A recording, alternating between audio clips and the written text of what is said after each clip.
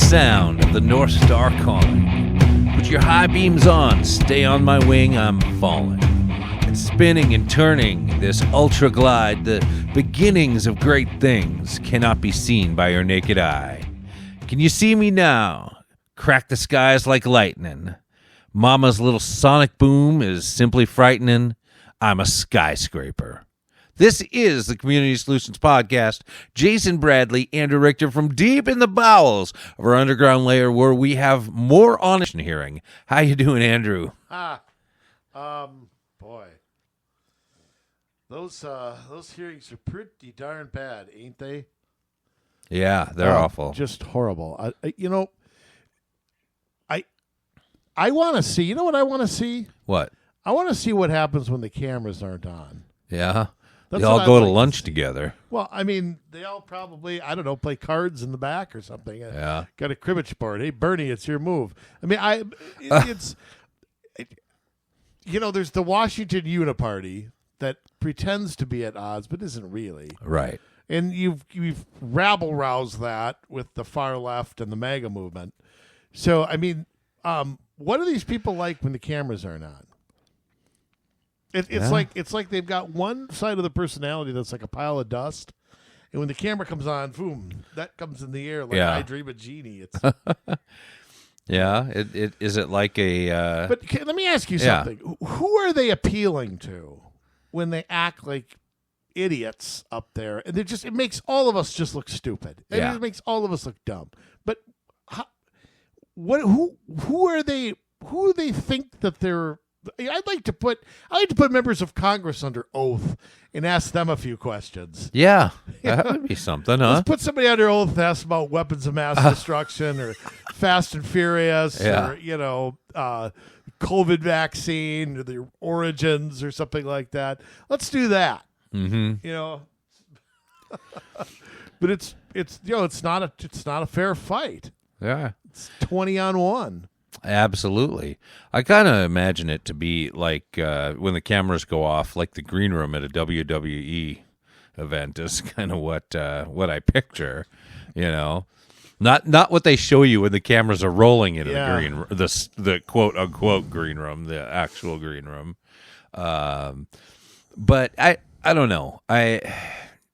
And that's the problem. Everything's got to be entertainment. And unfortunately, the people on Capitol Hill are some of the worst actors in the world. You've got Adam Schiff, who every time he opens his mouth, I want to close it. Yeah, I'd like to put him under oath. Yeah. But let's put him under oath and ask him about Russia's, dossier and all that stuff. So it was proved, Senator Schiff, that you lied about this. Yeah, what do you have to say about it? It's just the fact that he gets to stand there and question these people. And the questions that they ask, I'm like, have you taken any stock of your own life? The questions you're asking, if someone asked the same exact question of you, you would be giving the same answer. If you were truthful, you'd be giving the same answer that you're expecting from the person you're questioning. But that's where I come back to, what's the point? You know how they're going to answer the question. Yeah. With all due respect. I mean, I get it. I also get why nominees are like, look, I ain't on this job yet. I'm not going to make you campaign promises. Yeah. Are you going to prosecute so-and-so? You know what I'd say? If they committed a crime, hell yes, I'm going to. Yeah. If they didn't, then no. What else can you possibly say to that? Right. No, I'm not going to. Well, if you are not on the job and you don't know anything about a case or how are you? I mean, it's just an absurdity to. I'm not going to make a point of going after XYZ, but you know what? If there's a case there, if there's a there. Yeah. It's just stupid. These people are just dumb. These are the best people we have. Oh, not by a long shot. And it only gets worse as you go down the ladder to state and whatever. It's Speaking of state, before we digress too far. Oh, what's the song? Oh, you're not getting away that early. Skyscrapers. That's what was it? Skyscrapers, they're tall in the sky, right? They're 100 feet high. Scraper was a word I said. Okay. Yes, that's the Nitty Gritty Dirt Band. no. How about Jefferson Spy Plane? Spy plane. Or whatever they're called. Yeah, they didn't even know what they were called. They were Jefferson Airplane, then they were Jefferson Starship, the then they same were band? Starship. Yeah, I that's didn't all. know that was- That's all the same band. You know, they built the greatest intro of all time with "We Built This City," and then they went into like the worst song imaginable after the greatest intro. I don't know. What's the worst song ever? The rest of the song. Oh, is it? Yeah. I don't even know. Like this huge intro. We built this city on rock and roll. Beep, beep, beep, beep, beep. that how it goes? It's I don't know either. like that is the best thing you can come up with after that.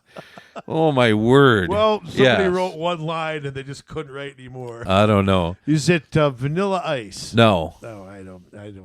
Millie Vanilli. I don't know who it is. Little DLR, David Lee Roth off his Oh. Skyscraper album. I know him. The song Skyscraper. Is that a him or a they? That's a him, although he had a band. Oh, sure. Steve Vai on guitar. I'm trying to remember if it was who was on bass. Was it Stu Ham or was it? I'd have to look that up. Yeah, it was that one guy.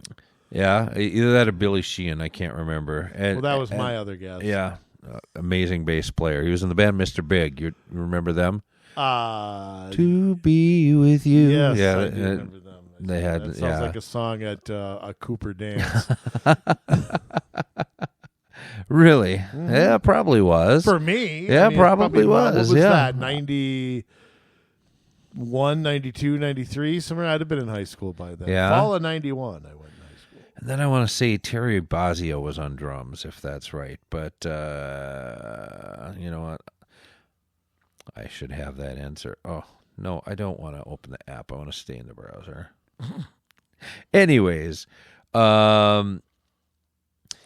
yeah, it was. I really liked that album. I don't know. I remember it was like a cutout after a while, and I don't know why it was a cutout. It was a really good album, I thought.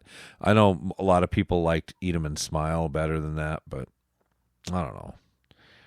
Just my thoughts. Yeah, Steve Vai on guitar, Billy Sheehan was on bass, Greg Bissonette was on drums. Oh, Is that that's right. Charlie's brother? Charlie? Yeah. No. Billy Sheen? No. Charlie's other brother? No, not Sheen. Sheehan. Oh, she had. Yes. Okay. Billy Sheehan. Sheehan, yes.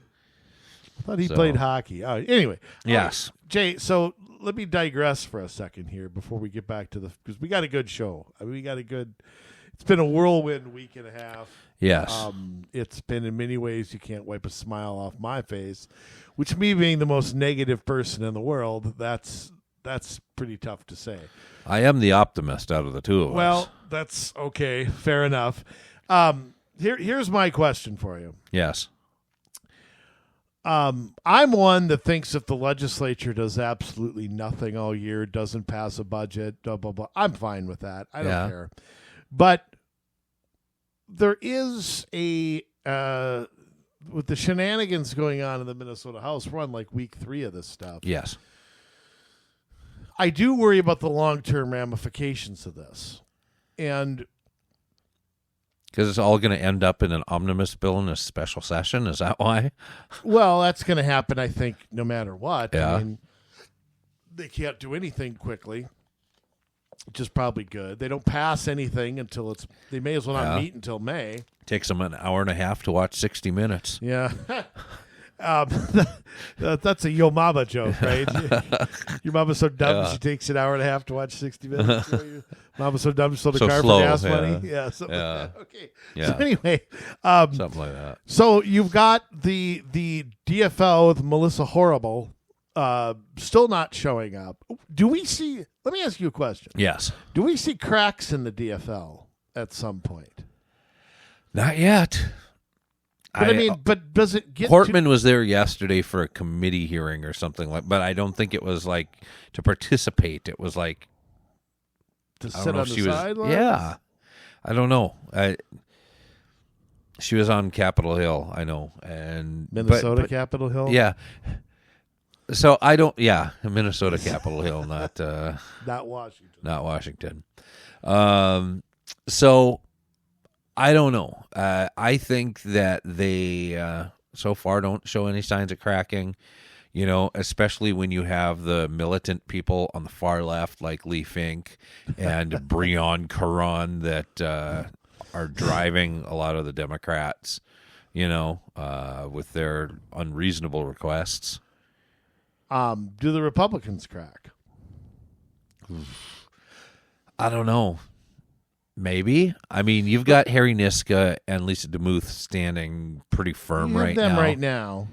The people that you got a special are in their caucus, I don't know where they're all at. You got a special election in 6 weeks. Does this go on for 6 more weeks?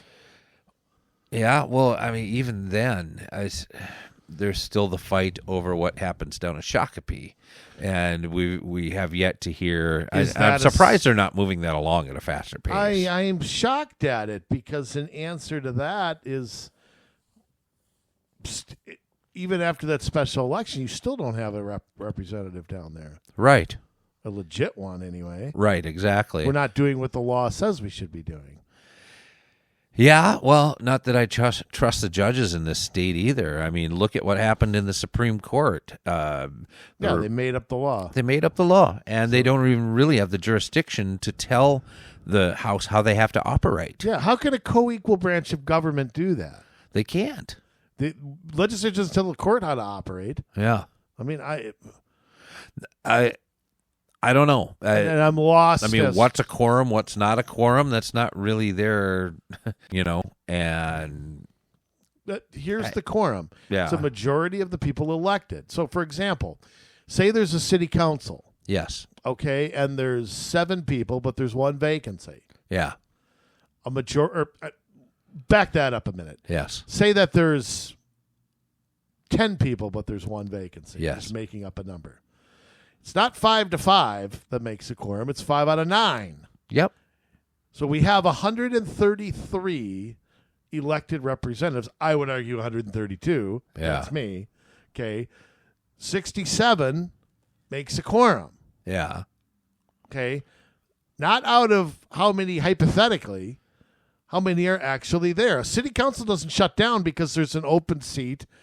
Somebody resigns or somebody dies or somebody whatever. They don't stop doing business for weeks. Yeah. Until that gets filled. Right. If there's a quorum there, they keep going. So why is it that in the House, because there's 1 vacancy, that can shut down the entire thing? We're setting a precedent that the Democrats don't have to come to work if they're not in the majority, and it's crazy. But I don't get, what are they negotiating here? What is this, a power sharing agreement? I'm sorry. Yeah. Right now, you're in the minority. Exactly. So there ain't no power to share. No. They keep saying it's about tab key, and it's really not, because even if they seated tab key, they are still 1 seat in the minority. And they refuse to come back without a power sharing agreement. And I'm sorry, you cheated. And you knew that you cheated because you were talking with the guy from 40B, Curtis Johnson, before the election, telling him he needed to be in the apartment that he had rented. You knew he wasn't in the apartment. Well, not only did they know, but you have to assume everybody in District 40 knew. There were reports that his lights were never on. I come home late at night after working, and I just go straight into bed. Nobody checked his voter registration? How about when he's filed for office? Did anybody actually check if that's where he voted?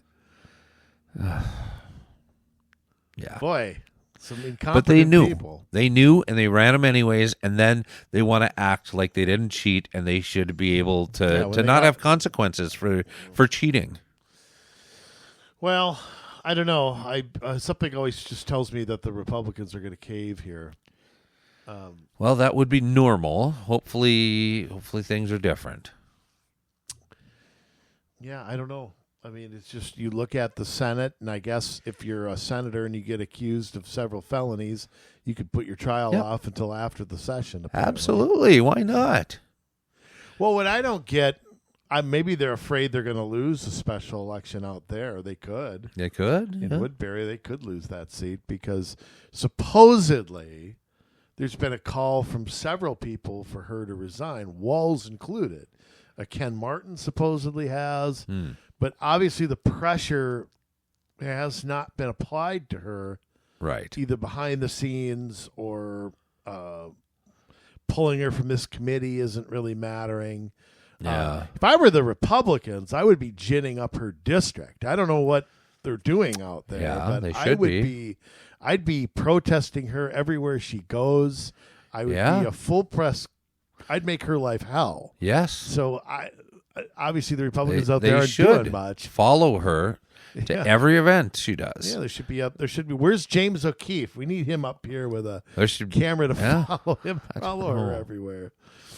You know, I mean, conservative media should be in her face all the time. Whoever that is, other than Alpha News in this state, I suppose it's nobody. Us? Yeah, I guess so. We're probably number 2. I don't know. You have podcasters, but it's hard for podcasters to follow people around for the most part because it's something that we do outside of our normal activities. And what's amazing is our mainstream media here just does nothing. You know, local news, I'm going to tell you, is going to go underwater before national news does. Really? Go watch Channel 5 News. Yeah. Tell me what you learn. Okay? Nothing. I can get the weather from my phone. Yeah. Okay. I can have a monkey tell me what President Trump put on his Truth Social page. I don't need a poll read back to me. I can read that myself. Yeah. There's nothing that goes on there that I learn. I don't learn a damn thing. No. They're a $7 bill. The last time I watched local news was when we were having the riots in Minneapolis because they were covering it. And eventually, it was on national news, and I switched over to national news. But then when national news would move on, I would come back and see if they were covering it. But, I mean, that's really it. They didn't cover it too well. No. They did. They really did a terrible job. They did. And they've done a terrible job of following up. What happened to all those people who were arrested, if they were? If that was January 6th, they'd have followed it up for the next 40 years. Right. Well, why did the people who destroyed the city, where are their consequences? Mm-hmm. It's non-existent. It's absurd. Yeah. I don't know. The media here sucks. They just suck. They're terrible. That's why we need citizen journalists to be able to build a network across the state from county to county to county so we know what's going on in our school boards and our city councils and our township manager meetings and our counties and our soil and water conservation and what people are doing and all the way up into St. Paul. I mean, we have to have honest reporting, and there just isn't any. Well, yeah, there's no journalism. My definition of journalism, I don't consider myself a journalist, but my definition of it is you pursue a story and you report the truth. Right. Wherever it leads you. Yeah, you don't play for your team. It's not, it's about and also it's not about you. This is the other thing too. There's a lot of people who go into podcasting thinking, I'm going to be a star and I'm going to get clicks on the internet. I'm not going to have to work anymore. And it's like, that's why your show sucks. Right. Because if you go into it with that attitude, you're going to fail. Mm-hmm. Because your heart's not into it. It doesn't work like that. Right. So I don't know. I don't know that that's going to happen. I really don't. I just think that I think the people who want to do podcasts are the people who want to sit in their underwear in their house and talk and talk and talk and hear themselves talk. I'm not doing this to hear myself talk. No, and we don't sit in our underwear. Oh, that's right. Yeah, I mean, so that's good. You got a sock on. So it's. Or is that both socks? Yeah. Okay. I am wearing both socks, and fine socks they are. Yeah. President Trump. Oh, is it? Oh, yeah. Cool. Yeah. Looks like Clinton there. No, that's President Trump. It says Trump underneath the picture. That almost looks like me. That almost looks like me. Yeah. By the way. Yes. So before we get into talking about the last 10 days here. Yeah. We got to address this plane crash thing. Yeah.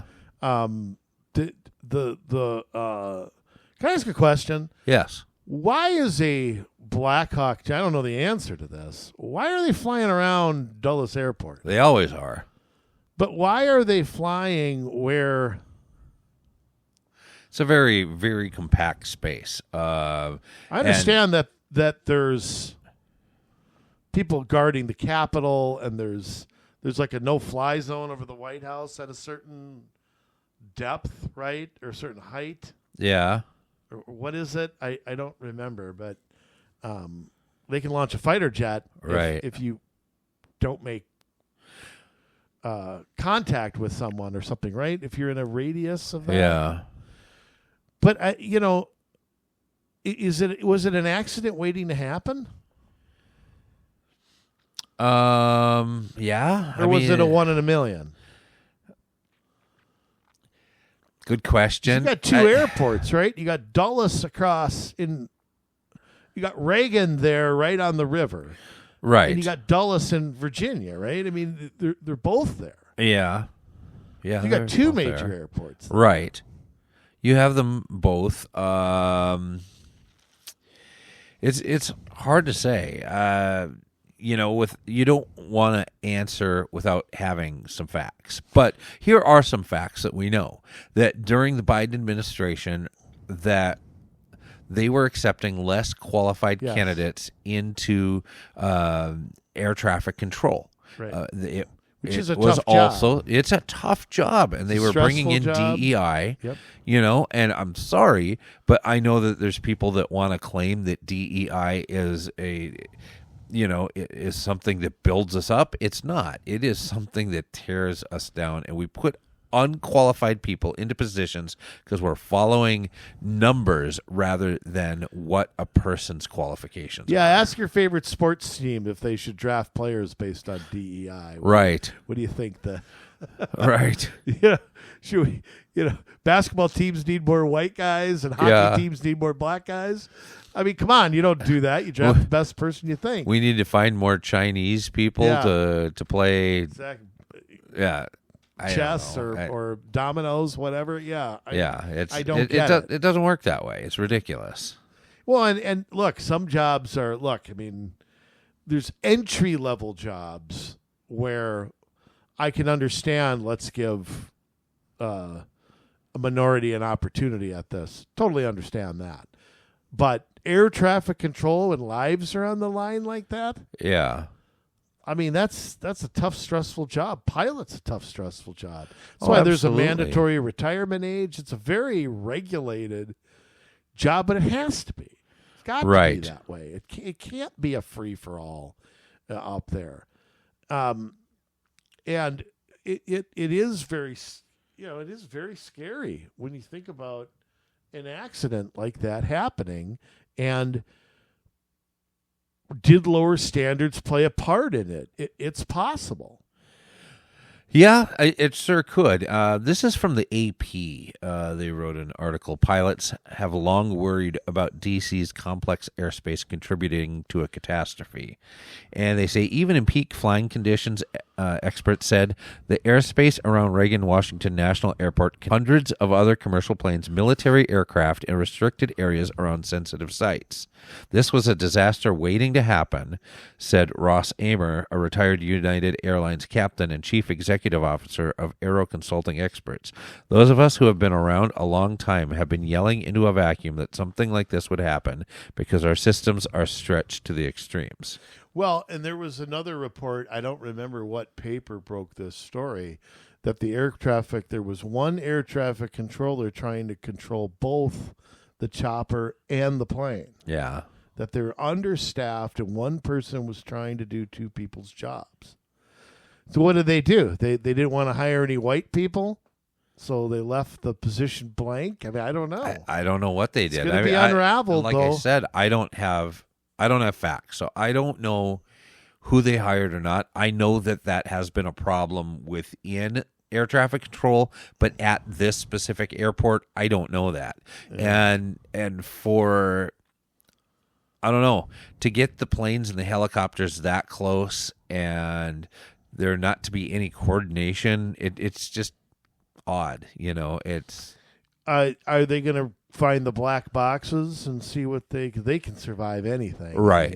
I mean, we know it's at the bottom of the Potomac, but they recover those no matter what. Yes, they do. Like.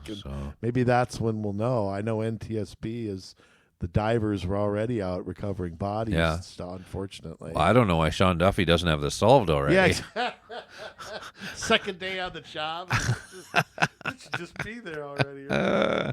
Yes, indeed. Yeah, you kind of got questioned, like, I just have to laugh at the media. I mean, the guy probably doesn't even have his name on the wall yet. Yeah. But President Trump just once again walked circles around the media today, and I'm just, folks, just stick with me here because I'm just going to play what he says. Are we changing topics here? No. Oh, okay. This is I want the Pete Buttigieg thing. Everybody's got to hear because I can tell Trump's pissed. Yeah. And he's spending so much time undoing crap that it's got to have him just going crazy right now. But what he says about the DEI, it's just, I'd love to quote him, but I don't do him justice. Okay, so let's just, here's what the president said earlier. The FAA, which is overseen by Secretary Pete Buttigieg. A real winner. That guy's a real winner. Do you know how badly everything's run since he's run the Department of Transportation? He's a disaster. He was a disaster as a mayor. He ran his city into the ground, and he's a disaster now. He's just got a good line of bullshit. The Department of Transportation, his government agency charged with regulating civil aviation. He runs it, 45,000 people, and he's run it right into the ground with his diversity. Now, Jay, I'm sorry. I saw that live, okay? Yeah. If I'd have been in the room, I'd have just fallen over laughing. Yeah. And it's not a laughing matter. Look, what Trump said's probably right, and it's dead serious. Yeah? It's not funny. But he's got a good line. Oh God! I'm so glad I stayed off the networks today because they must have just had a field day with that. Oh boy! I got to say this. Let's jump into the Trump's first. Before we do that, there's one other thing I want to talk about. Sorry, it's kind of a big shift. Have you been following what's been happening at 281 at all? Yeah, a little bit. I mean, on top of the financial malfeasance and like losing like a whole like lot of money over a period of time. Now there's an assistant principal, and this happened over at Highview, which is the alternative school. The assistant principal there was questioned about a fight that happened between two girls, and Jerry. Supposedly one of them had brass knuckles, and he's like, I don't know. No, I don't know where they are. And they went and got a warrant and found him in his desk. Oh, you're kidding. Yes. So now he's possibly facing criminal charges, although here we are in Hennepin County with Mary Moriarty, and I'm sure that he's going to get off scot-free. Yeah, and for the possession of the brass knuckles as well, which is a crime. And let me tell you something else. The superintendent put out a statement that there will be no ICE raids at Cooper or at Robbinsdale School. I don't think they have any say in that. I don't think so either. But he just wanted to tell everybody that all the illegal aliens are protected. Yeah. From we have a superintendent now. I don't know. Who's the superintendent of the week this week? I don't know. I don't know. It's been Pat. musical chairs it's over Pat. there. That's who it is. I don't know who it is. Musical chairs for a while. I don't know, but it actually went viral on Twitter. So once again, just the laughing stock. So I got an idea. Yeah. Why don't you educate people? Yeah. How about you do that? How about you do that, you spasticated spankulera? Why don't you do that instead? Not Knucklehead. a single stat has gone up in Robbinsdale other than student violence, number of dollars wasted. It is the worst. They're doing nothing for their students, and they're creating a mess that just keeps getting worse no matter who they bring in there on that school board or as a superintendent. If I had a kid in that district still, I would yank him today and put him somewhere else. I would probably put him at Patrick Henry High School before I leave him at Robbinsdale. Wow. Isn't that called something else now? Isn't it like Muammar Gaddafi High School or something? Maybe. I don't know. I haven't. No idea. Anyhow. Yeah. Maybe I wouldn't put him at Patrick Henry, but better than North, I'll tell you that. That's probably where that one's worse than Robbinsdale. Well, I don't know. To me, the public schools is a failure. It's a money pit. Yeah. It's nothing's going to turn it around, just like everything else. Every institution we've all lost faith in, and for good reason. Yeah. So, there'll be no accountability. If all the kids fail, the same people will be back next year. Yep. It'll be just another round of it. So, there are days I'm glad I'm not a parent, Jay. There just are. Yeah. I couldn't handle it. I couldn't handle the public schools. They would. I'd parachute in with a lot of armor. Let's put it that way. I'll just leave it at that. Okay. So it's I gotta say this. Yeah. I gotta say this about Trump's first 10 days. As we record this, he's been president again. Yeah. For 10 days or 11, whatever. There's something, before we get into the substance, part of the reason I think that there's been a sea change, just a total sea change, is we went through, it's such a contrast to what we went through. 4 years of a president who's invisible, who doesn't explain a thing, doesn't answer any questions, doesn't talk to the American people, doesn't care what we think, to be honest. Right. Needed a nap, needed his Depends changed, was hidden, just let the far left do whatever they wanted. No idea who's in charge, no idea who's making what, no clue where we go next. Uh-huh. The sea change is so dramatic. It is so, like, if you go back in history, when President Kennedy came in, after President Eisenhower, and it was, Eisenhower was an older guy and from a different era, and Kennedy came in and with his young family, and I wasn't alive, obviously we weren't, but that aura of change had to be powerful, especially at that time. Yeah. This is like that on steroids. Because Trump may as well be 45 years old. Right. He may as well be.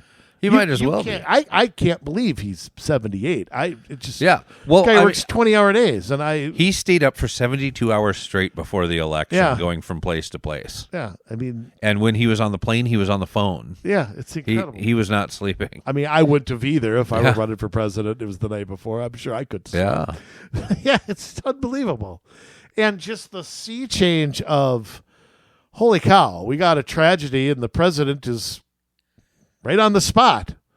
Yeah. Holy cow, the president did something and took questions, explained himself. Sat there for went on and on. Then he's in 4 states in a day. Yeah. Just the whirlwind of him. Yeah. Even if you are somebody who maybe he ain't your favorite guy, or maybe you voted for him this time, but you hadn't previously or whatever. How can you not be sort of taken aback by the change, just the sea change, the optimism, the we're going to be the best. I'm accepting nothing less. Yeah. I mean, how can you not at least admire like the bravado and the you know, I know he knows there's a clock on him. Yeah. And he doesn't have 2 terms. He doesn't have, I mean, there's a reason why it's going up. He's got to undo a lot of crap, which we'll get into in a sec. But the feeling like the mountains have moved. Yeah. I mean, it's just I've never been through something like this. I mean, maybe this is what it felt like when Reagan. Yeah. I don't know. Not quite. I think that there's some of that. Obviously, Carter and Biden had somewhat similar presidencies, with Biden's being much worse. But there were some similarities.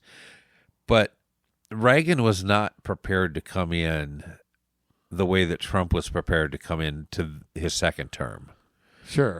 Reagan had to come in and learn the ropes, and he was stuck with a lot of the same old people that have been advising people for years. And so, while Reagan did a lot of great things, he also was held back by some of these things as well. Had to play the Washington game a little bit and hobnob with Tip O'Neill and all that kind of stuff. Well, remember, he didn't have a Republican House. Right. I remember that, too. Right. So Trump's coming in with the wind at his back on every front, whether that's the Senate, the House, the Supreme Court, and he is coming in scorched earth, and he's been thinking about this for 4 years. I was just going to say, how much of it has been him thinking about what he could have done differently? And he's had 4 years to think about who to put in this job. Absolutely. And it's just... He has been planning this for 4 years. He and Stephen Miller. He probably has his cabinet picked in 2022. He and Stephen Miller have been working on this for a long time. I don't think the cabinet was finalized. I think he had ideas and he had things that he liked. But he brought a team of people together to figure this out. He brought a transition team together that had RFK, that had Tulsi Gabbard, that had Charlie Kirk on it. And so in the doing of that, I think that they helped bring the best people together for each position, because there's so many. I mean, for you to sit and name 1,000 people, it's over 1,000 people that he has to end up hiring for these top 3 tier level jobs. There's deputy secretaries, underlings, and that kind of stuff. But he probably had a pretty good idea for the top positions, I guess. Well, the other thing I think of is one thing that I like about the people that he's picking is he's putting a premium on a good administrator and a competent person to go in there and get a job done, not picking people based so much on ideology or political payback, or, it's like, well, I got to take this congressperson here to satisfy that. Trump don't care about that stuff. Yeah. And I think in his first term, he might have thought he had to satisfy this wing of the party or that wing of the party. And all right, I'll put John Bolton in a position, even though I won't listen to him. Yeah. And I'll put, I think he needed the support that he wasn't getting from other parts of the party. Yeah. And it's more his party now. Yes. Not, oh my God, this guy got elected. The hell do we do now? And I think he's more determined and I think he is way more focused on what he wants to do short term and long term. Yeah. Now, so far, we've seen a slew of executive action. Yeah. Much of it undoing crap from the previous administration. Yes. Some of it not. And I want to get your take on just a couple things. Okay. The birthright citizenship thing. Yes. Trump's statement on that was very interesting. Yes. Because the way the courts have, and it really hasn't been challenged in court. I think Trump wants a fight on that, though. Yes. I really think he does. I think he knew that would get challenged, and I think it may end up with the Supremes. It might. Yeah. But Trump said, look, birthright citizenship was about the kids as slaves. It didn't mean that the rest of the world could just come here and have kids here. Right. And but yet it's sort of been interpreted or accepted that anyone born here is just a citizen. Where does you think he stands on that? I mean, do you think that that's legal? I mean, forget the politics end of it. Yeah. Is that a legal argument that can? I mean, do you think that's what the 14th Amendment means? Is it implied that it means more than that? Let's read it. 14th Amendment. All right. It's actually a longer amendment. It's got 5 sections to it, and it is in... Sorry, I'm finding this on the fly here. Public debt, blah, blah, blah. Okay, I think it's in section 1 here, isn't it? All persons born or naturalized in the United States and subject to the jurisdiction thereof are the citizens of the United States and of the state wherein they reside. So, this is what's in question, is this very first sentence. All persons born or naturalized in the United States, comma, and subject to the jurisdiction thereof. That phrase, and subject to the jurisdiction thereof. If you listen to a lot of constitutional scholars, they will tell you that phrase, well, if you have somebody that comes in as, they're an illegal alien, they're not really subject to the jurisdiction of the United States. They're subject to the jurisdiction of wherever they're a citizen. And so by interpreting that way, that would then not make the children either under the jurisdiction of the United States. It would make them subject to the jurisdiction of wherever their parents came from. So I can see it that way. But I mean, like, I go back to, if you're not a citizen here, and you have a kid here, why is your kid a citizen and you're not? I mean, why? Right. Somebody comes here on a work visa, and they have a child. You're not a citizen of our country, right? So why is your child a citizen? Yeah, I don't know. And I'm asking. I don't know what the reasoning, but the intent behind this amendment was to make kids of slaves citizens. Yes. Not to say, well, the rest of the world can just invade the United States, have kids here, and all of a sudden they're Americans. Right. So what, but I mean, everybody's going bonkers about this in the media, but quite frankly, I mean, has this even been challenged? I've never heard this even challenged before. No, we I just haven't accepted this, that's what the 14th Amendment says. Right. Well, now look, we got a court that has been pretty bold in changing law. They've done it pretty incrementally. Yeah. This gets in front of this court. How do they rule? I don't know. What do you think? I mean, well, we know there's 3 they votes can't against enforce it. So yeah, well, right. We know that. What we don't know is where Roberts will come down, and we don't know. I mean, really, with Roberts Kavanaugh, is really the only one that I would. Amy Coney Barrett, though, sometimes they don't always vote in unison. It is true. Kavanaugh has been a pretty respectable conservative vote. When you look at, he usually sides with Alito and Thomas. Alito and Thomas have been exceptional. Yes, and Gorsuch. Gorsuch has too. Yeah. So you kind of have a 3-3-3 thing. Yeah. Where you've got 3 conservatives, 3 libs, 3 people who usually vote conservative, but don't always. Right. That's kind of where we are. Yeah. And Roberts, I mean, you really can't trust, because it's more about public opinion than it is. He is influenced by that in an Earl Warren kind of way. Yeah. And that does worry me. Quite frankly, if I think about it, there's only a handful of cases, though, where I've thought Roberts was wrong, but they were big ones. Yeah. And that's where it kind of...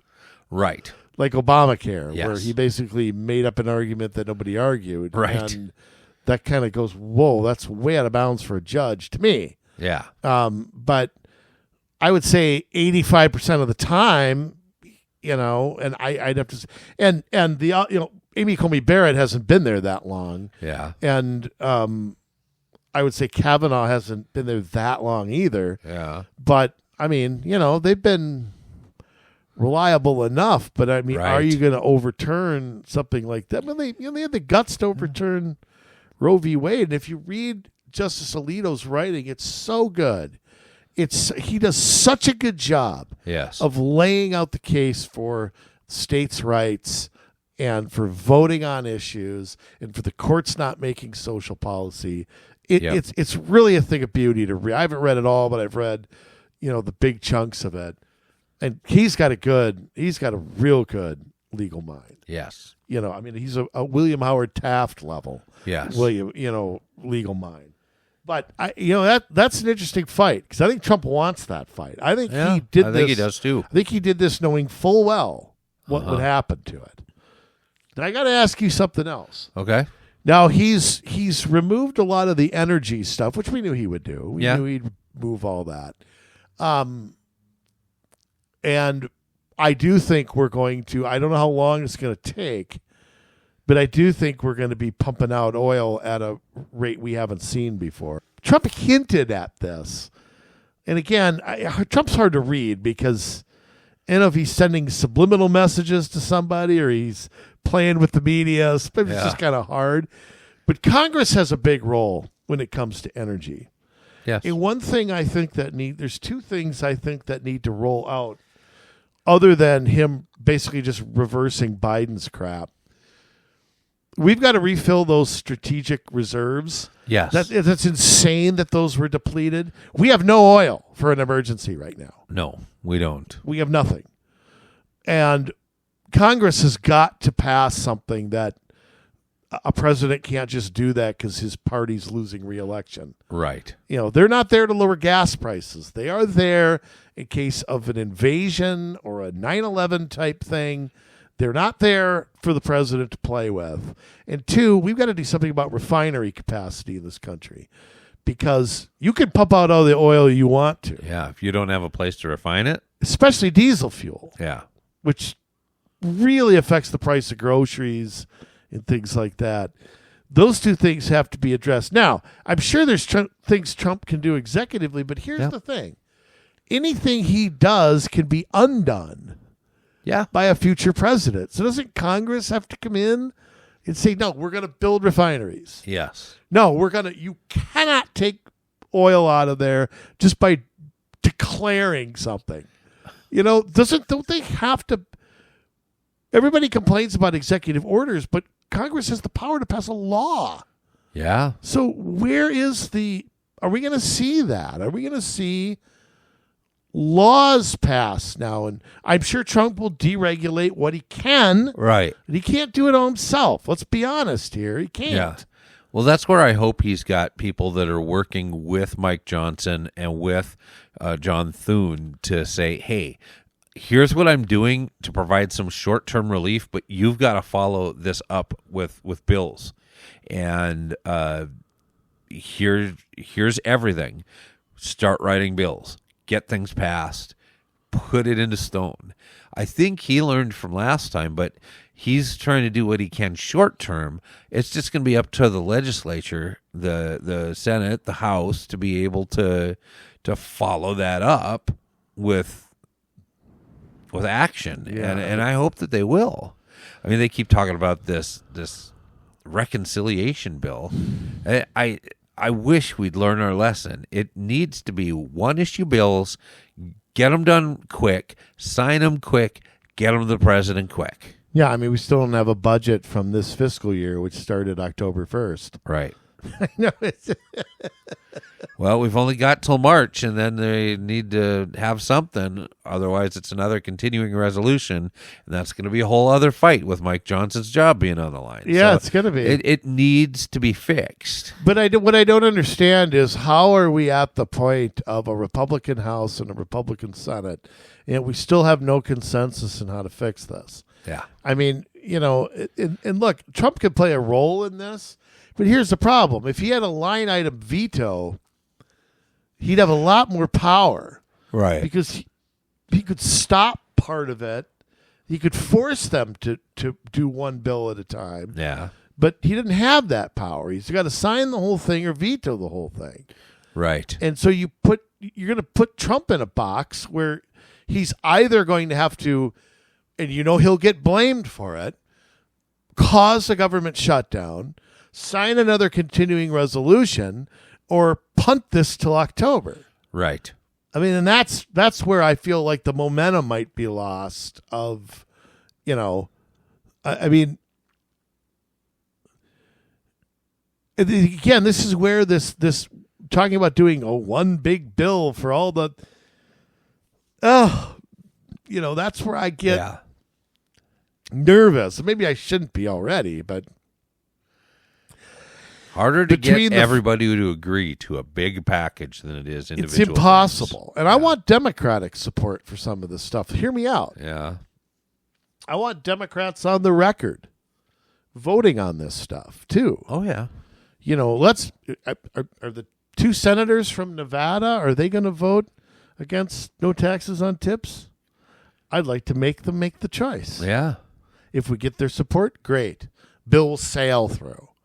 If they don't want to support it, they might get recalled in Nevada. Oh yeah. Okay? I mean, I want the Democrats who talk about working families. Well, working families overtime is taxed more than Bill Gates' stock options. Yeah. So let's have no taxes on them. Well, put your money where your mouth is. Let's see what you do, Bernie Sanders. Yeah. But here's the problem. If that all goes in one bill, okay, they're going to find reasons to vote against it. It's going to be a Republican-only bill. Yep. Because the Dems will take out this school lunch cuts. Nah. Tax cuts for the rich. Nah. It'll be the same garbage they say all the time, but they'll find a reason to vote against it. And hell, you and I won't like it if it's one big, huge bill. There'll be 20 things we like and 80 things we hate. So, to me, I mean, like I said before, no taxes on tips. Let's just put it on the floor of the House right now. Yeah. What else do we need? Here's I can recite to you the bill and what it should read. No taxes on tips. No federal taxes. Right. We gotta say Right. that. No, there shall be no federal taxes on tips. There's your bill. Yeah. Well, maybe the lawyers might make you write a paragraph, but yeah, there's the bill right there. There should be no taxes on overtime. Well, there's another bill. And I'll tell you what worries me is it could be May before you get a bill done, and then it could take. I mean, it's going to be a year before people see the effects, and that can't happen. It's going to take a month to go through committee. It's going to take another month to bring it to the floor. All over. It'll be a nightmare. So I think one bill is a mistake. But if I know Washington, I'm worried about that though, because the president is determined to deliver on this stuff. But God, I just don't trust those idiots on Capitol Hill. I just don't trust them at all. And then you look at the House. And you've got like the Freedom Caucus, you've got the MAGA people, which agree on a lot of things. Maybe government spending might be the one where they break a little bit. But and then you got sort of the old guard.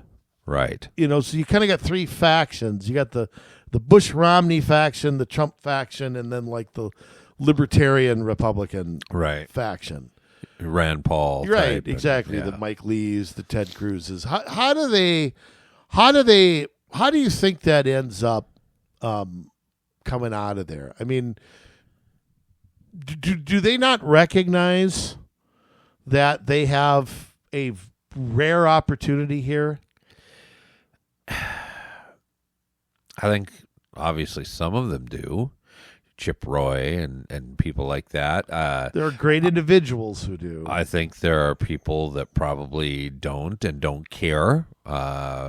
Lisa Murkowski, Susan Collins, Bill Cassidy, the normal bunch. Although Bill Cassidy so far has played ball, will he continue to? We'll see. Yeah. Mitch McConnell has been a hard no vote on anything so far. Which is just very angersome. Yeah. Just very much so. Just like on his way out, he's just like Biden. He doesn't even know if he's alive. Yeah, but it's on the Right. way out. He's Yeah. going to kick everybody in the teeth, and that's Right. just disgusting. I actually, when Susan Collins said she was going to run for another term, let's be honest, she won't be the Republican nominee. No way will that happen. Yeah. Especially with the way she's begun this. What did she think? What is she thinking? Because it's kind of like, okay, I don't believe that you have to moderate to win in Maine. I think Trump would have won there had he campaigned there. Yeah. I really think that's a state that can be flipped. Right. And he's won Maine too. That's Trump country. I mean, why does she think that she has to oppose everything he does? Why does she think that's her ticket to winning there? Yeah, I don't know. It's her ticket to a primary defeat. First off, I hope so. But I mean, it's like she wants to pick a fight, and it's sort of like, why? Yeah. I don't know. I don't get it. I don't get. I don't understand what makes her a Republican and why this hasn't happened before now. Why hasn't it happened? Probably because it was just Team Red. Team Red doesn't matter. It's the old Bush Cheney stuff. We'll just back whoever's the incumbent, even if they work behind our backs. Like Arlen Specter and all these. We'll just back them anyway. Ugh, I just think that's the old line of thinking, that we'll just back anybody, no matter how Blinken Chafee. We'll back all these people, even if they totally try to destroy us. I never understood that thinking either. Yeah. So we've had some real But I mean, when you see, like I've said this some real gems on one of our last shows that the Republicans have, for the first time since Herbert Hoover's election, they have the presidency, the House, Senate, an actual majority on the Supreme Court, not just in name. Yeah. A majority of governors and a majority of legislators. We have not had that for 96 years. Yeah. So do these people not get that this is like Halley's Comet? It's not going to come around all the time. And, Yeah. I don't understand. It's like in Rocky with Mick. It's like the Bible says. You ain't going to get a second chance. Don't think that's what the Bible says, but He's got an interesting interpretation. yeah. The immigration stuff. I got to ask you a question here about, do you think Trump is strategically doing things also, like he signed an executive order that there's only two genders? Yes. He signed an executive order that you push critical race theory, but you're going to lose your funding.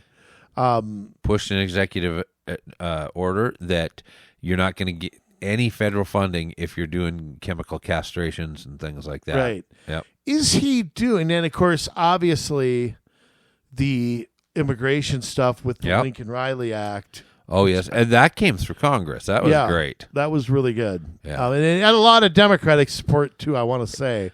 I think not Tina Smith. No, but I think it passed the Senate like 88-9 or something. It was overwhelming. Can I just say Tina Smith is uniquely horrible as a U.S. senator? Well, as soon as Nancy Pelosi retires, she will lead Congress in wrinkles. Yeah. Just say that. Maybe she ought to Joan Rivers has passed away, so maybe you can't consult Joan on how to fix your face. But anyway, yeah, she's uniquely awful. Yeah. Awful, horrible person. Thanks, Mark Dayton. But let me ask a question here. Do you think Trump is, and look, going after the criminals and doing it out in the open? Yep. You know, explaining who these people are, what they've been. I mean, you know, already 5,500 were removed in the first 8 days. That's a drop in the bucket, but that's all criminals, gang members. Do you think Trump is strategically doing things that he knows 65, 70, 75% of the country supports? Absolutely. I mean, he's knows, going and getting quick wins on popular things. I think so, too. I think he's calculating I can get some really good political capital. Yep. If I do the two genders, go on those 4 or 5 issues. And I think it's one of the reasons you see the Democrats so discombobulated.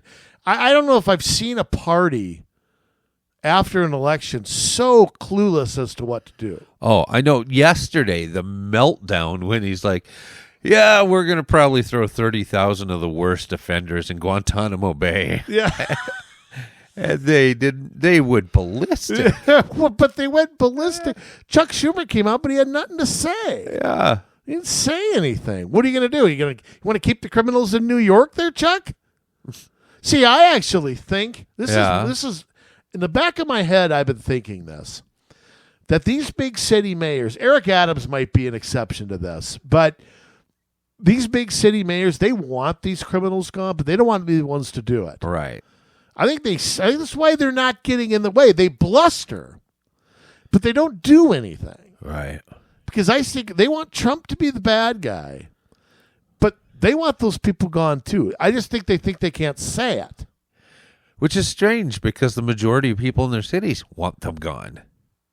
This is a popular thing. 60% of people want them gone. Yeah, I think it's if it's illegal aliens who are gang members or criminals, it's like higher. 80%. Yeah. And I mean, over a majority of the country supports mass deportation. Yes. Mass. Mm-hmm. But I think Trump's playing it smart. He's starting with the bad guys. Yeah. Achieving quick, visible results. And the Dems have no idea how to respond to it. Absolutely zero. I just, I said, I can't think. I mean, the election was almost 3 months ago. And to me, the Democrats are more clueless than they were then. I mean, I have no idea. They don't know what they're doing.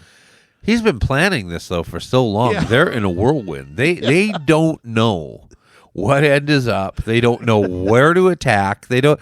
All they can do is sit and scream about stuff. And I don't. It's been fun to watch. Yeah. It's been fun to watch Tom Homan out there and just. Tom Homan's great. Just.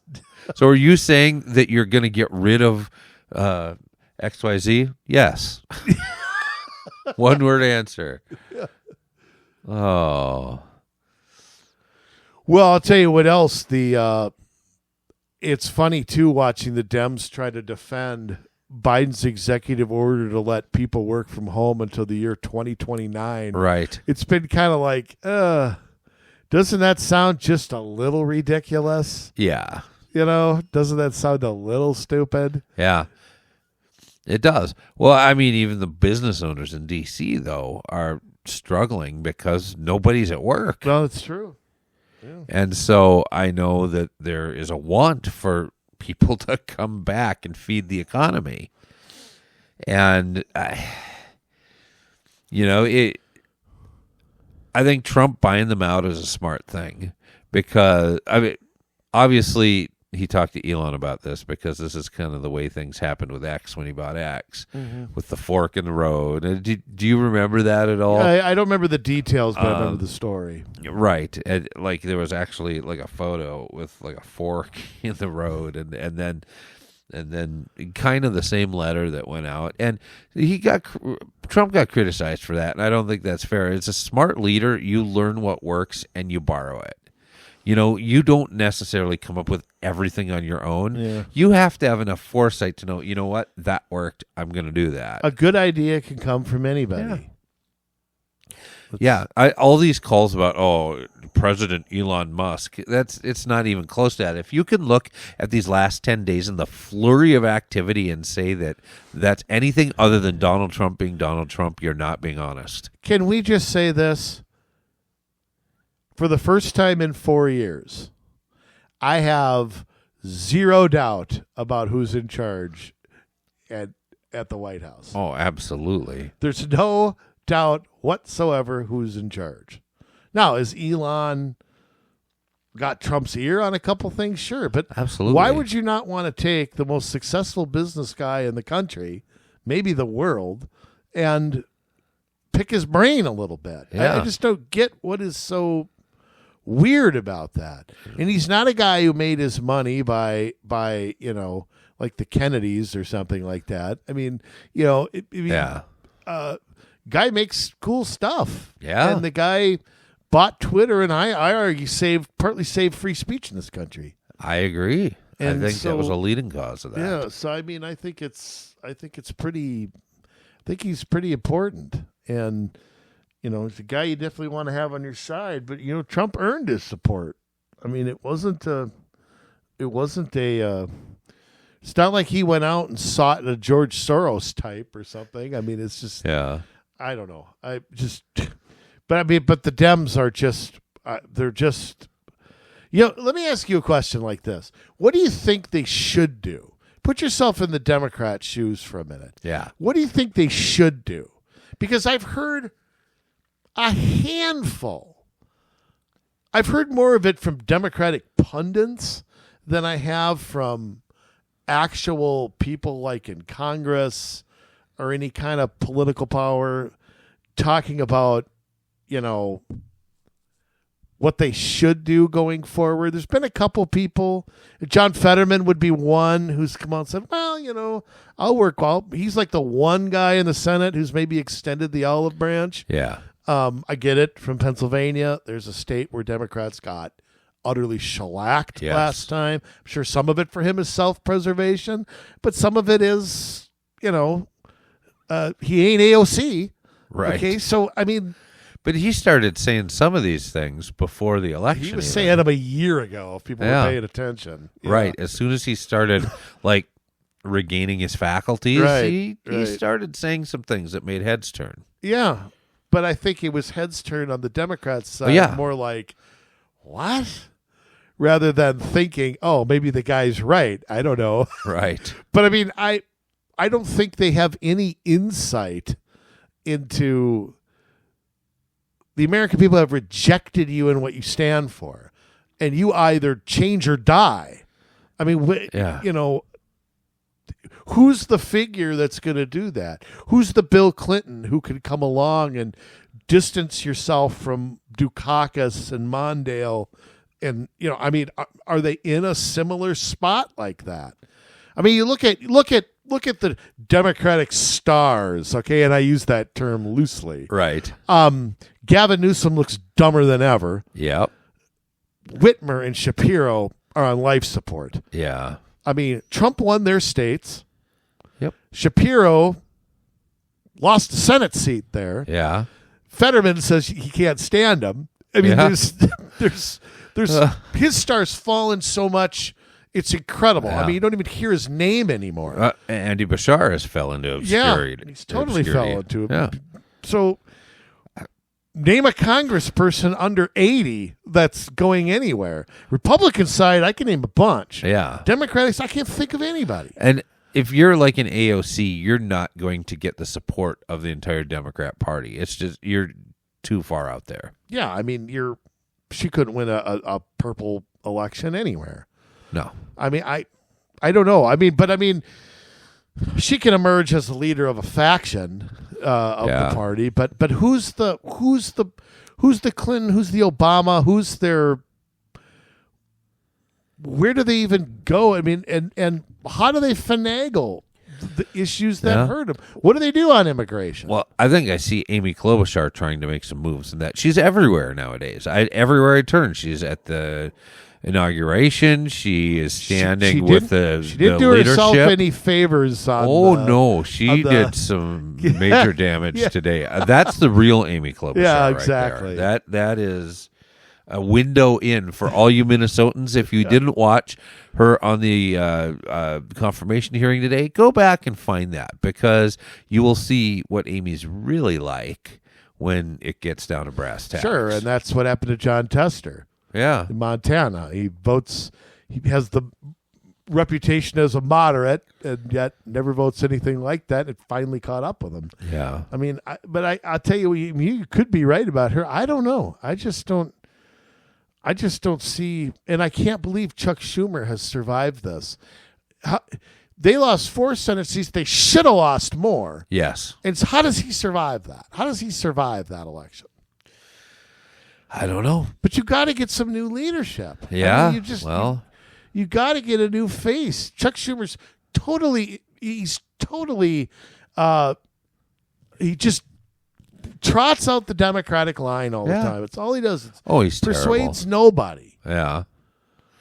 Well, I mean, I'm sure he's very powerful, like Mitch McConnell was, and it really took Mitch McConnell not being sure if he's alive or not in order to step down and allow Trump somebody taken else. him out? I mean, he might have. Trump has the clout now, I think, to He might have been able to, maybe but he could have. I don't know, because he holds on to a lot. He held on to a lot of money and power, and he didn't give a red cent to Ted Cruz. He didn't give a red cent to Gary Lake. He didn't give a red cent to what's his name in Nevada. It's ridiculous. I mean, he threw money around the way that unfortunately the MNGOP has here in this state, where it's like, let's make sure that we put some in this red district here. Let's give some to Morrison County. Let's give instead of fighting hard on some of these other races where it's really needed. But it's been amazing to see what he has done so far. I mean, you're right.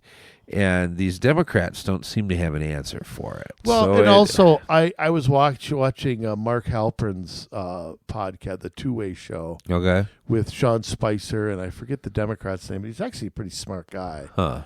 Dan Tarantine, I think is his name. I can't remember who he worked on. He's a pretty moderate Dem, pretty level-headed one, Harold Ford Jr. type. And they were talking how there's 18 Democratic congressmen who won in districts that Trump won, and there's 12 or 13 Democratic senators in states that Trump won, and yet none of them have really made a move either way. Right. Like they haven't really, they haven't really broke with the Dems on anything, but they haven't really committed with the Dems on anything.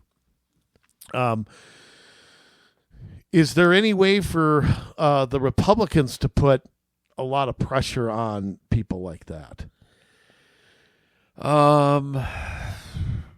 I think one way is the one bill at a time. Yeah. Because you have to make 50 votes on 50 different subjects. You're going to have to answer for what you vote yes or no on. And because when you have an omnibus bill, you can't hold people accountable because you don't know what they said yes to or no to. Yeah, I know. That's the whole thing. They'll find a reason to vote no, or they'll find a reason to vote yes. Yeah. So it's totally. And I'll tell you what, getting back to immigration, the reasons I think the Lake and Riley bill was so important is that I'm so worried about stuff being undone by executive order again. And again, this is where Congress has to come in and pass things like this so that things like that can't be undone by the next president. It would take an act of law to do that. So, it's important, like I said, about energy and things like that, we get legislation to back up the president so that, just imagine Trump's doing a whirlwind right now. Well, imagine if he didn't have to put all of his energy into undoing the last 4 years. Right, exactly. Oh. Did you hear what he did with Colombia when he tried to return the it migrants took an hour back to for them to cry uncle? About there, yeah. It was like, oh, we're not taking them back. Oh, really? Well, then I'm going to put a 25% tariff on everything that comes out of Colombia to the United States. Oh, well, not so fast here. The funny part about it is how many people on the left were deleting tweets. Oh. If you go back to Trump, blah, blah, blah, blah, blah, and then all of a sudden, okay, delete. Yeah, that didn't age well, did it, buddy? No, but those posts got deleted. Molly Hemingway did I can't remember who she writes for, but did an article about how the Dems the Dems retreated faster than the president of Colombia did on slamming Trump. You know what I loved was when he sparred with the mayor of L.A. Oh, yeah. It was like, get your act together. It's just as horrible out here. He just excoriated her right there. We're just going to get rid of all the all the building permits. We're just going to let people, or not the building, but the permits, and we're going to let people go in and take care of their own stuff. And I'll tell you what, though, this is going to be a challenge, and Congress is going to play a role in this. Yeah, those emergency funds that go to California are going to have some conditions on them. They're going to have to. Yeah. You're going to have to say, look, you're going to have to take care of this crap. You have to weed out this brush. You're going to have to take care of this homeless crap. Yeah. You're going to have to do something. We're not going to bail you out every time. I mean, I'm sorry for the innocent people that this happened to, and they'll get aid in some way, shape, or form. Hopefully they're up to date on their insurance. But the idea that you're just going to hand out money with no consequences, that can't happen anymore. No, it can't. So, I mean, it's going to be a challenge. Again, I think Congress has to do that, though. I'm not sure that can happen without congressional. I mean, Trump might try to do it, but I'm sure it'll end up getting challenged somehow. And again, the way to avoid things in the courts is to follow the Constitution and have Congress write a law, which right. We just don't seem to do. That's why the executive has grown so much. Yeah, and Congress really needs to look at this stuff. I mean, we talked before about a continuing resolution. We need to get a budget because I don't know how it's going to hold up in the courts, but I know there's already serious challenges where Trump said no more of these grants and loans and stuff. And the Democrats, of course, blew it way out of proportion. Oh, people aren't going to get Meals on Wheels. And it's like, you guys need to settle down and read the thing and stop lying because that's not at all what it says. But, I mean, can he do that? I guess, with funds that are given to the executive branch to appropriate through the various agencies, he does have some control over that, but all the foreign aid stopping, it's like... Yeah, it's legally questionable. I would say it's constitutionally questionable because he has control over the executive branch, but he doesn't appropriate funds. Right. So can he direct the funds somewhere else? I don't know.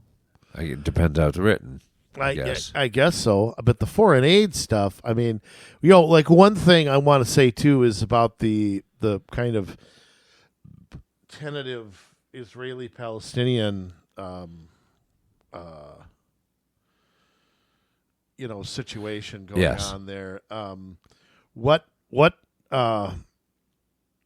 Obviously Trump and his people had a role in that. Yeah. There's no question that that's true. Yeah, Biden had done it if he was going to do it.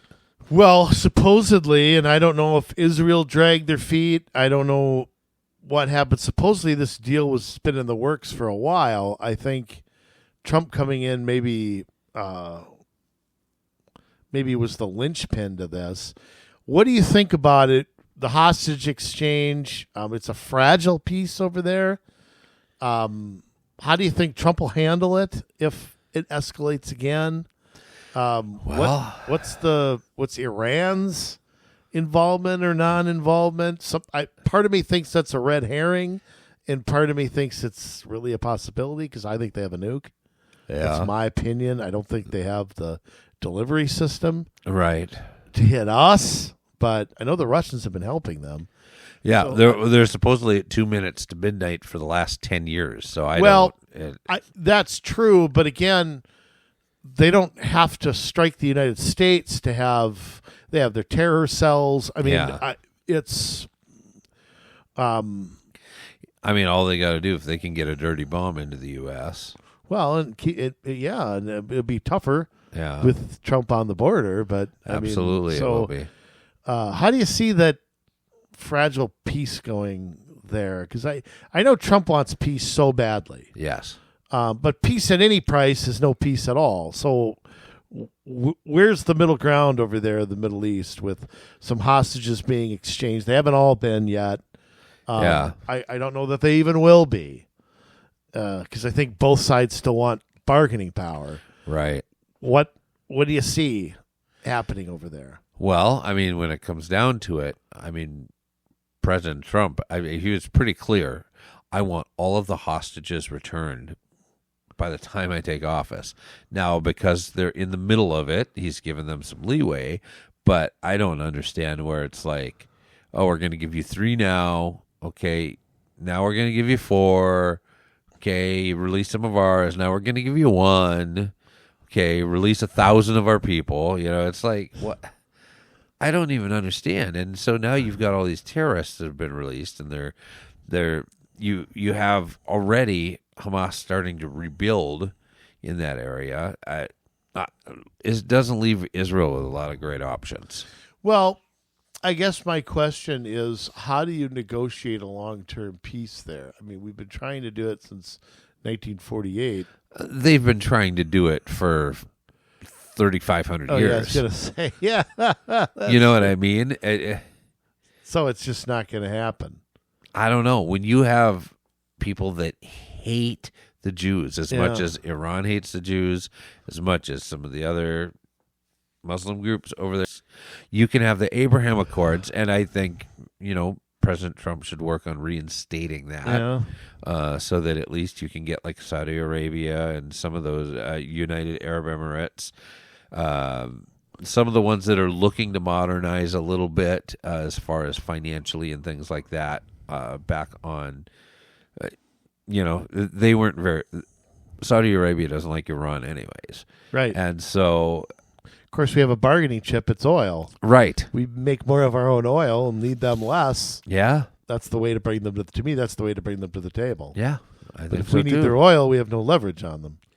And I'd assume all of the money that was going to Iran stopped on day one. I think it stopped at 12 o'clock and 5 seconds. Yes.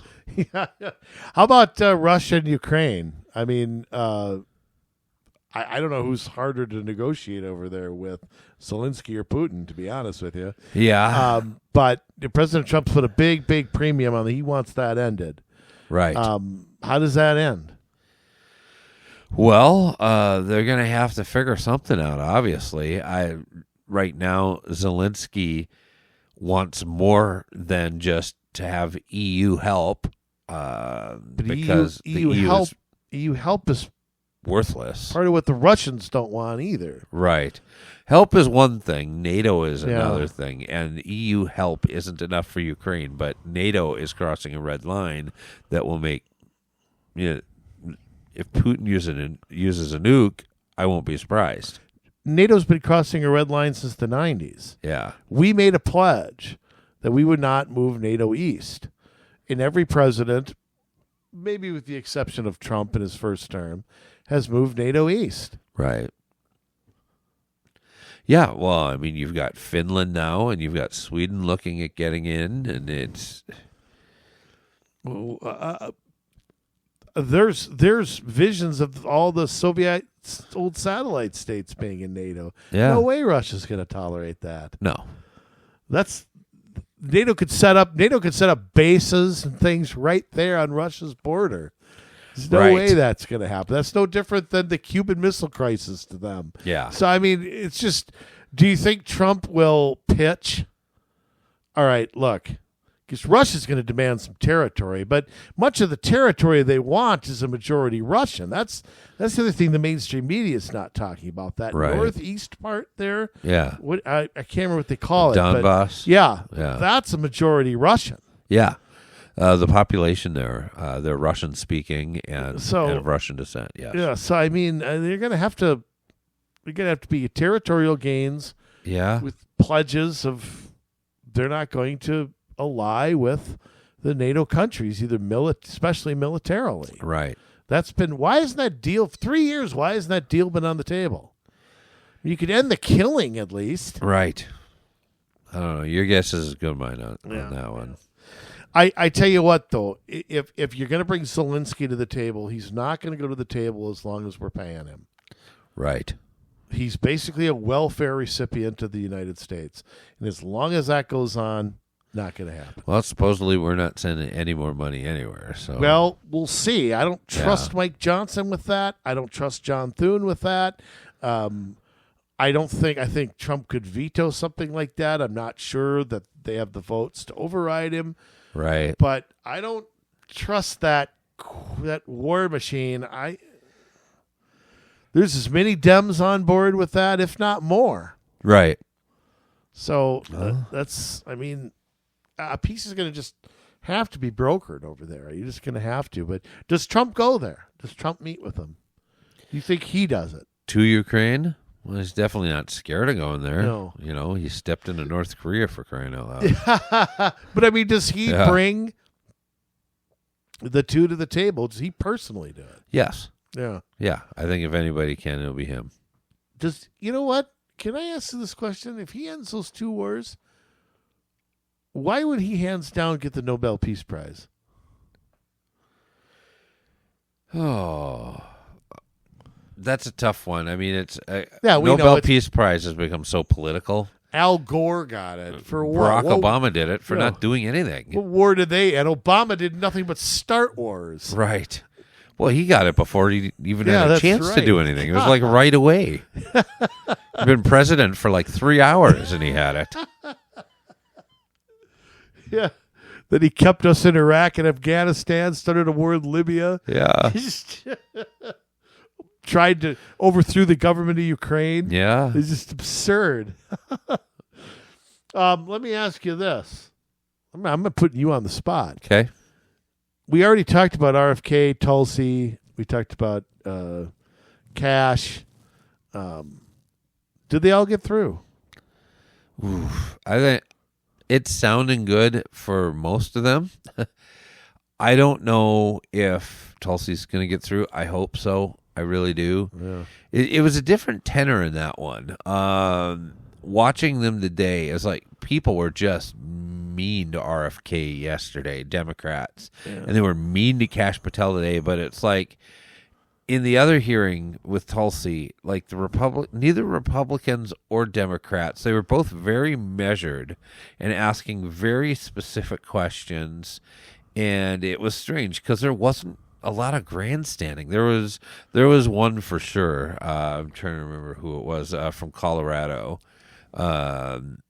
He was grandstanding. Just started yelling and whatever. But there wasn't that for the most part going on in Tulsi's, and just the repeated questions about Snowden, you know, and I don't know. It's really hard to read, and the fact. And I don't understand this. I know it's been a long-standing tradition for this position, but for this position specifically, it's done by secret vote in the SCIF, which I don't understand. We need to know this. We need to know what's going on. It will leak out who votes no. In fact, they're having another hearing with her in private. Yeah? They're having another closed-door hearing with Tulsi, revealing national security. Oh, my word. The reason for everything, national security. Yeah. Okay, let me ask you one more. Okay. Love this executive order. Knew it was coming. Trump promised it on Joe Rogan, and you knew it was coming. Yeah. The MLK, JFK. Oh, yeah. RFK Sr. That's files. so good. All have to be released next. Gave 10 days to release everything. Yeah. 15 or something like that. Next week, they're supposed to be released. Can't wait. I'm going to ask you this. Yeah? Trump clearly knows what's in there. I mean, he knows what he's doing, releasing this stuff. Number one, is this just the start? I want to ask that because on Rogan, he hinted at Area 51, at Roswell, at what was the CIA one from the 50s and 60s? I can't think of it. Came out of the Church Committee in the 70s. MK Ultra? No, that was British, wasn't it? No, I think that was here. Yeah. Was it MK Ultra? Yeah, okay. I think so. It was CIA. Yeah. And was that the one where they giving them acid or something and seeing how they react or something like that? I don't remember. Anyway, he hinted at releasing all of that. Is this just the start? Are we going to see the reaction? And is he going to do this incrementally? What do you think we're going to learn in this? How much is still redacted? Mm-hmm. I got the feeling that we're still not going to get everything. Right. I just get that gut feeling. Trump might be pissed and then re-release everything again. Right. And I know he came close to doing this in his first term. Biden broke the law by not doing it. Trump's actually complying with the law, which says these are supposed to be released. Right. What are we going to learn in this? Well, I think As we talk about reforming the CIA and the FBI, do they survive? The FBI and CIA? If we think is in there what's in there. Well, I guess we'll see. I mean, if Kash Patel gets through and he's in charge of the FBI, lots going to change over there. Right, he can reform it. Yeah, you know, and I think the changes over at the CIA are going to be pretty drastic too. And we've heard a lot, if we were listening, especially to some of the testimony today at Kash Patel and Tulsi Gabbard's confirmation hearings, that there is a real worry about what these agencies have done to spy on American citizens, and it's got to stop. And so if these people can get a handle on that, I think there'll be a lot of reformation, but I'm not sure that they will get rid of them completely if they prove that they can't get a handle on it and the deep state runs so deep that they just cannot make them do what they need to do. Then it's possible that they're going to get rid of them and start over. Trump will not be denied. Right? I don't he will press in until he gets what he wants. And I guess we'll just have to see how it shakes out. Do people have the courage of their convictions, or are they get taken in by the deep state? Right. I don't know. I mean, I think that the people you mentioned were put in place to do exactly what you're saying. Yes. And I just get the feeling that if Trump thinks they're not performing up to par, I don't think he'll have any problem making a change. That's just what I think. But I think that's the thing about this second cabinet and this second term is I think he's got people on board with his agenda. And that's, I think, very different than his first term, where I think he had, the deputy attorney general was like this is during the transition last time. Uh-huh. This is under Obama. This is before anybody Trump had was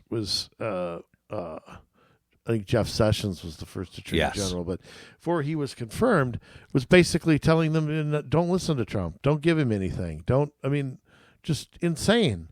Yeah. And I think you got everything totally different now. And I think if his team ever gets in place, that ever happens, by June, I think you're going to see an administration really working in unison. Yes. Kristi Noem so far, no BS. Yep.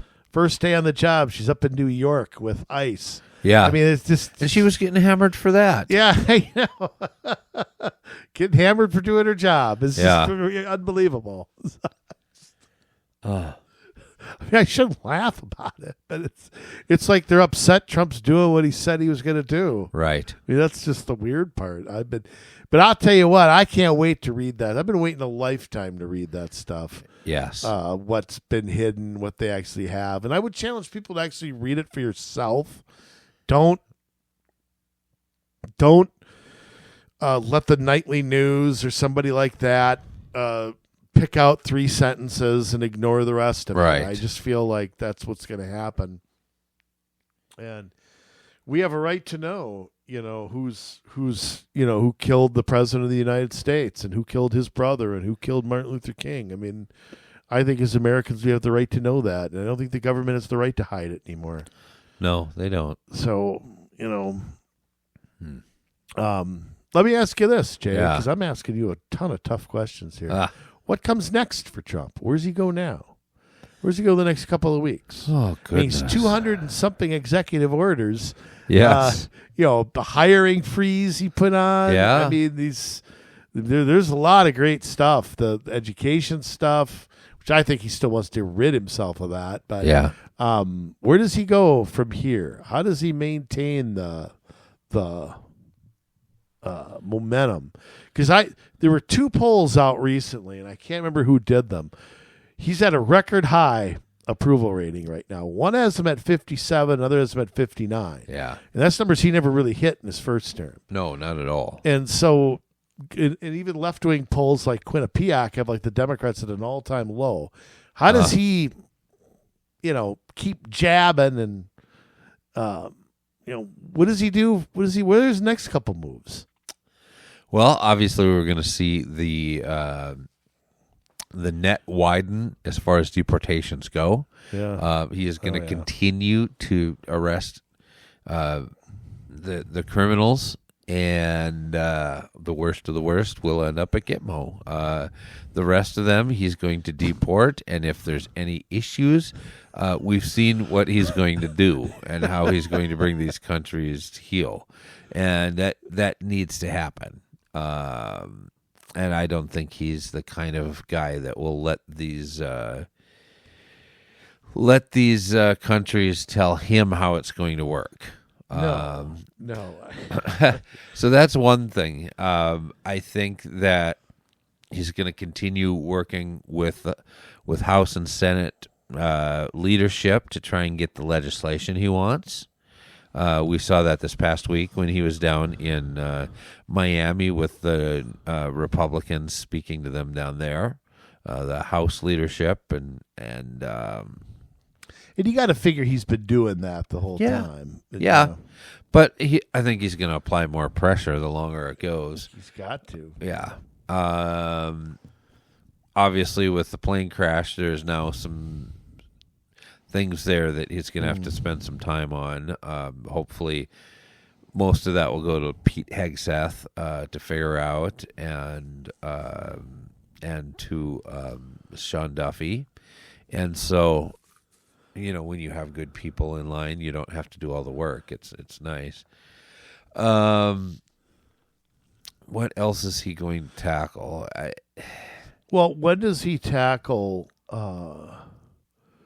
things? Put it to you this way: he's doing the popular things right now. I would like to see. He does an executive order saying there's only 2 genders. I want to see him address college sports big time. I want a law written. I want the protections that Title IX was supposed to bring. Yeah. I think that's got to be the next executive order, is to roll back the expansion of Title IX. I know he's put, and maybe his executive order does that. I don't know. But Biden, I know, did one separately that basically put trans people into Title IX, which is totally ridiculous. And I mean, I think that's a 80-20 issue that he has got to push, that women's sports, are men's sports are men, women's sports he's got to put pressure on the NCAA. It's a total winning issue for him. Yes. And I think he's got to press that. He's got to press that hard. He's got to bring in people like Riley Gaines and people like that to help sell this. Mm-hmm. She was all over Twitter talking about his executive order with 2 genders, so it's clear she's on his side. And I think that's a big one that has to be done. A popular one. It'll keep that popularity going. And I just think with the executive orders, at some point they're going to run short. At some point it's going to be, okay, I can't do this anymore. I got to do it the old-fashioned way. So, and that's where the stuff with Congress comes in. And so, that's where it's going to get dicey. But hopefully I also think that obviously we got to do a few more things to address inflation. Yes. This is the other thing, because while gas prices will help, lower interest rates, I don't know if they're coming or not. The Fed seems to I hate being at the mercy of a bunch of international bankers. But I think the big thing that's going to bring interest rates down is reductions in spending. And I don't know how Trump goes about that. Well, by cutting a lot of the spending, right. But again, he as an executive can only do so much. Can do X. How does he leverage? Because that's the part that, look, I think all Republicans favor, like lower taxes to some degree. Yeah. Okay. But the small government stuff is where I get worried. Right. That's not going to go through. And how does he play it? If you want to get rid of the Department of Education, well, that sounds bad. Yeah. It sounds bad, but it's actually great. It's wonderful. Yes. And I just hope they have a strategy to explain why. Trump's done a good job of that so far. Yeah, he's done a very good job. That's where I kind of get, that just worries me a little bit. How we're going to get there. So, I don't know. And hopefully through reforming these agencies with people like Kennedy and Tulsi, and Kash Patel, I mean, maybe there's way more to be saved there than we know. It probably is. Yeah. And not funding all these wars. I mean, it's just crazy. But we got to get, whatever happens, at some point, it's ownership on the economy is going to be on him. And if he doesn't have his stuff in place by then, that's what could hurt him in political capital. So. Right. Well, and that's where they got to kind of walk a tightrope, and what can he do? He may try some things that don't work out, and I guess that's why the Supreme Court's there. Yeah. You don't want to overstep your bounds on purpose, but you do in some instances, like right now, need to take drastic measures to make cuts. And but why does the court even have a role in that? I mean, what? Well, why do they get a say in cutting spending? I don't think they have a say in cutting spending. I really don't. Although I know some of this stuff has already been taken to some of the lower courts as far as the spending freezes and stuff like that. So I don't know. It's ridiculous. They try so hard. Well, I just like I said, I've never seen a president come in with this kind of whirlwind. I've never seen an opposition just standing there watching and just having no clue what to do. I don't know why the Democrats are surprised. Trump hinted that I want to ask you about one more thing. Okay. Because the one thing that I think got some criticism from the right was the January 6th stuff. Yes. I saw a guy who got pardoned who was on with Bill O'Reilly talking about what he's gone through for 4 years and the lawfare, Do you think that because I actually thought, and I actually am one to think Trump might have pitched this. Yeah. That he would pardon Hunter if Biden would pardon the J6 people. Was I crazy to think that a deal like that could have been in place? No. Yeah. No, I mean, Biden just couldn't do it. Biden He just couldn't do it. He just wouldn't do it. Yeah. Democrats don't have a leg to stand on when it comes to pardons. Yeah. Sorry, they don't. But what do you think of the mass? I mean, I'm not surprised he did it. I'm a little surprised at the scope, even though he hinted the whole time he was going to. Yeah. What do you think about the it was what, 1,600 people who got commuted or what was it? But a lot of these people were put guilty to trespassing, or which I always find funny. You get convicted of trespassing in a public building, or but they were put on like terror watch lists and things like that. I mean, just totally ridiculous when you weigh that. Yeah. What do you think of that? I mean, obviously the media, which has already forgotten about it because he keeps doing so many things every day. Yeah. But it was a time to just close the book on that. We're going to close the book on January 6th. We're going to close the book on the Biden crime family. We're just going to start it fresh from now. What do you think? Yeah, I think so.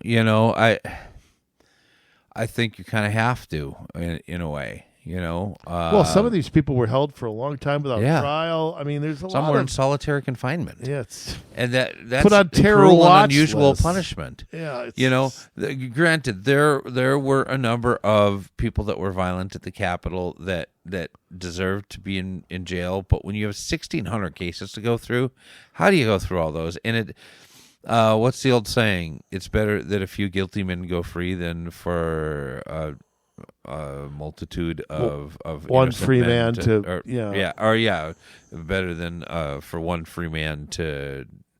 I know what you mean. Yeah, one innocent. We're man messing to, it up. Yeah, than for one innocent man to be in prison.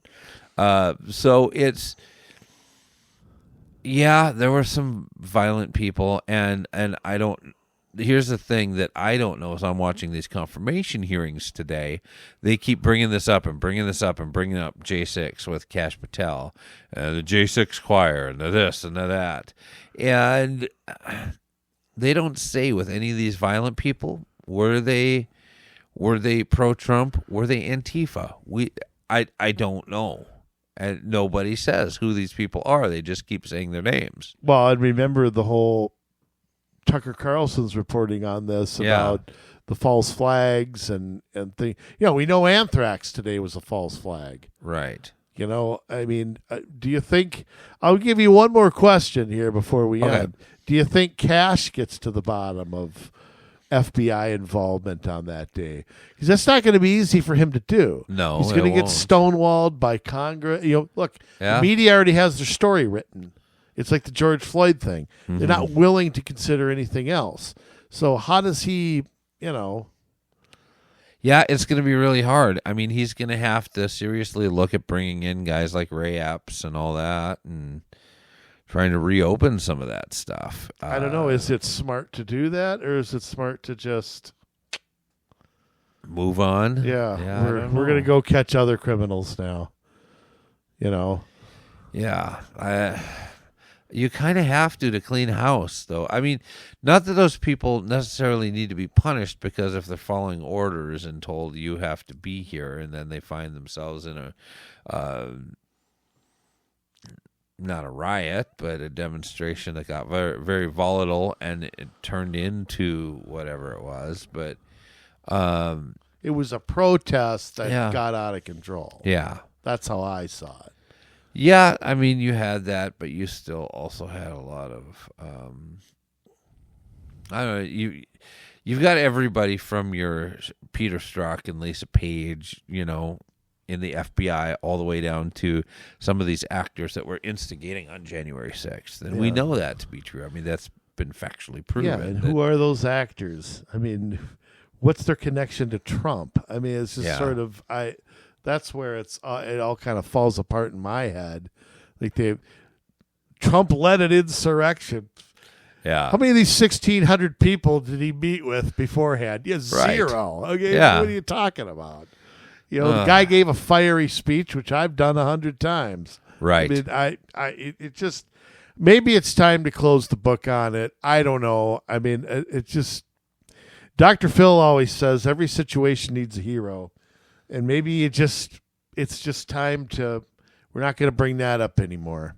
We're just not going to. Yeah, I don't know. So, I guess we'll have to see. Hopefully they'll get to the bottom of it. I don't know. I'm torn between wanting to know everything and just know. You know what? Let's just do good things for the country right now. Right. And I don't know what to say. Yeah, I don't know. Are you a Gulf of Mexico guy or a Gulf of America guy? Gulf of America. Screw Mexico. Yeah. Yeah. That's ours. Yeah, we have a little bit more shoreline Mexico than they can do. pay us tolls on it now. Yeah. They're drilling for oil in the Gulf of America. Maybe we should do that too. Yeah, what do you think? I would love that. Jay, styling, profiling, limousine riding, freewheeling, whatever. I can't remember. Just go ahead and give us a sign-off, Servant. All right, will do. It's amazing that as we see things kind of unfold, and I'm not tired of winning yet. I'd like to see a lot more of it. Let's keep the winning happening. But I sit here and I watch what these Democrats are doing in these confirmation hearings. I watch what the DFL is doing in the state of Minnesota, and the intellectual dishonesty of an entire party that they're willing to say one thing while they're doing that thing that they're accusing somebody else of at the same time. And it should be out there for everybody to see. Everybody should be able to see, oh, look what they're saying and look what they did. Oh, yeah, same thing. But that doesn't seem to get communicated the way that it needs to. Well, we need to be able to take them and match their words with their actions. We need to be able to be informed. We need to be able to have the facts at our fingertips so that we're able to go in and use those things. We need to make sure that we don't vote people into office anymore that have lied and cheated and restricted things. It's got to stop. There are good people that are trying to make some changes, and in full public view, they are being torn down and destroyed by a system that is so hungry for blood. Wow, that's got to end. The search for blood has to be over. We have to do what's best for America. And the only way to do what's best for America is to move forward in the truth and to start to put things together so that we can hold them to account. Whether it's in our school boards, our cities, our counties, our state, or our federal government, we have to tell them, no, we will no longer follow when they are going somewhere that we can't morally go. Things have to change. Things can change. Things will change if we do our part. So if you're interested in starting a blog, starting a podcast, why don't you get a hold of us at commsolutionsmn@gmail.com. That's commsolutionsmn@gmail.com. We would like to help you start the community papers have kind of gone the way of the dinosaur, and they're not able to keep things going. A lot of times it's because they give you little information, or they do puff pieces, or they don't really get the facts. You can get those things. You can get the facts. You can put the puff pieces aside and actually begin to make a change where you're at. Does it take a little bit of sacrifice? I ain't going to lie to you. Yes, it does. But you can do it. And if you continue to do it day by day by day by day, things are going to change. I guarantee it. Things are going to change. So we got to hold the line. We got to hold fast. We love you, Minnesota, but now it's your turn to get to work.